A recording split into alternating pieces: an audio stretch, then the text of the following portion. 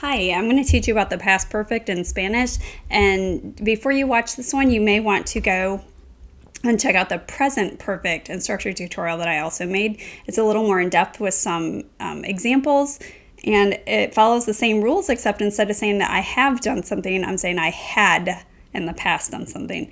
I have done is usually a little more recently in the past, and I had done something before such and such happened is kind of how that's used typically. So again, I would highly recommend watching the present perfect instructor tutorial before this one if you haven't already checked that out. Okay, so let's jump right in. We're going to talk about the past perfect. This is also called the pretérito del pluscuamperfecto, which is a big long word. It just means past perfect. And what is the past perfect? It's, for example, to had. That doesn't work. Had done something. Doesn't work with to there. So I had eaten before she arrived. We had studied before we took the test. Something that happened in the past, obviously, and usually happened before something else interrupted it, oftentimes is how you'll see this used. So past perfect, again, has two components, just like the present perfect. We have the verb haber, just like present perfect, and we have the participle again, just like present perfect, which is why I said to go and watch the present perfect video first. However, the only difference, even including the participles, the only difference on the past perfect is that haber is going to be in the past instead of the present. So instead of a in the present, we're going to put había. And you do need to include those accent marks in it. You've been taking Spanish for a while, probably, if you're watching this tutorial, so you know that to the left are our subject pronouns, yo, tú, él, usted, and so on.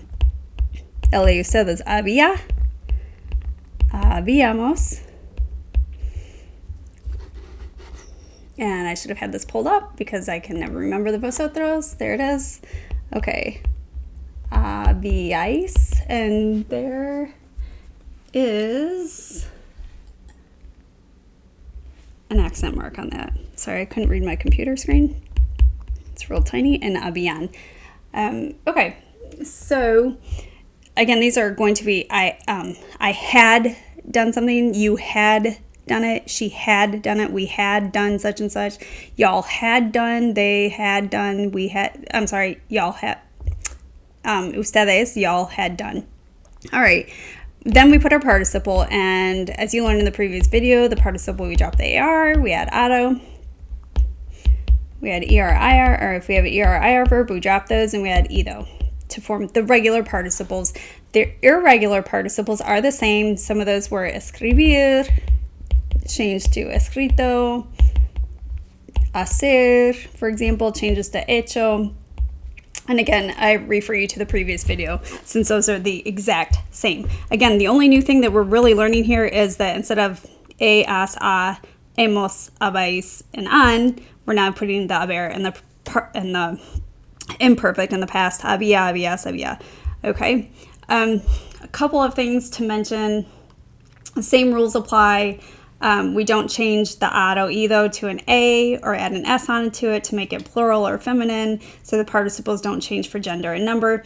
If we have indirect object pronouns, direct object pronouns, or reflexive pronouns, those will go in front of. So, me había lavado el coche. And I used the same example in the last tutorial, but I had me he lavado, which means I have washed the car, and in this case we're saying I had washed the car, and we talked about how this cannot be separated. A and B are always going to be together to form this verb clause. Any pronouns like reflexive pronouns, in this case we have a reflexive or an indirect object like I washed it or I had washed it, would go over here. Okay, so we don't separate these two words, all right? Oftentimes this tense is used with two events in the past when one took place before the other. So let's think about what makes sense here. I had washed the car cuando mi novio llegó, when my boyfriend arrived. So I had washed the car when my boyfriend arrived. I had eaten dinner when my boyfriend called, for example. All right. So let's consider the difference between the two. Me he lavado el coche. I have washed the car. Me había lavado el coche. What's that? How would you translate that? I had washed the car. Okay, that's it. Pretty simple. Again, please go check out the present perfect tutorial. I think that'll make a lot more sense. If you're just watching this one before watching that, I would do recommend to go back and watch that one first. Okay, let me know if you have any questions.